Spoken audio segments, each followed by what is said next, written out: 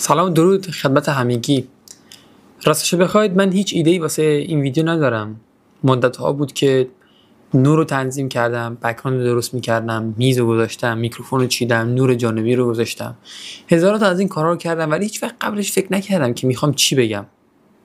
همه این تجهیزات رو آماده کردم. حتی یکی دو بارم شروع به ویدیو ساختن کردم، سناریوهای جالب چیدم، اومدم کارهای خفن کردم، کاغذ آوردم پاره کردم که مثلا به مخاطب نشون بدم آره من آدم فعالیم. ولی راستش هیچ ایده در مورد اینکه الان چرا اینجا نشستم ندارم. فقط اومدم اون دکمه ضبط ویدیو رو زدم و اولین چیزی که تو ذهنم اومد احساس ناامیدی بود. ناامیدی از اینکه یک سال من میخوام این کار انجام بدم، بیشتر شاید حتی نزدیک 2 سال که من میخوام یک کانال دیگه بزنم، چون یک کانال دارم، یک کانال دیگه بزنم و در موردش نمیدونم میخوام در مورد چی صحبت کنم. راستش زندگی این اواخر یه خورده سخت میگذره، نه فقط واسه من، واسه همه به هر دلیلی. مسلماً متعدد ترین عاملش دلیل مالی بوده که خیلی فشار میاره به همه، نه فقط به من، به همه مسلماً، به همه اقشار. چه کسی که درآمدش 15 میلیون تومان در ماه، چه کسی که درآمدش 150 میلیون تومان در ماه. یه جمله خیلی جالب شنیدم از یکی از همین یوتیوبرها که میگفت پولدارا هم دقیقاً همون مشکلاتی رو دارن که ما آدم فقیرا داریم، فقط صفراش یه خورده بیشتره. و این موضوع باعث شد که من بشینم اینجا و دکمه استارت ویدیو رو بزنم که فقط بگم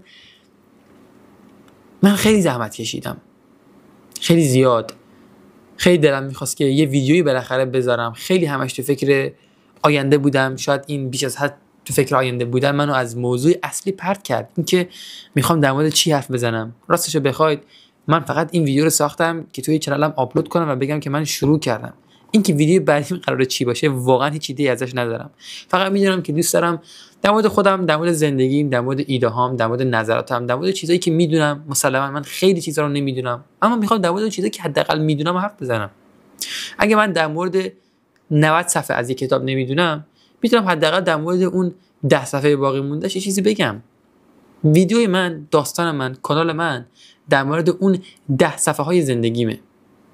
متخصص نیستم، روانشناس نیستم، هیچ مقام منصب خاصی هم ندارم، ولی من یوسف سخی‌زاده هستم و دوست دارم که توی این کانال در مورد اون چیزی که واقعا دوست دارم جلوی شما و با دوربین و با مخاطب واقعی حرف بزنم صحبت کنم.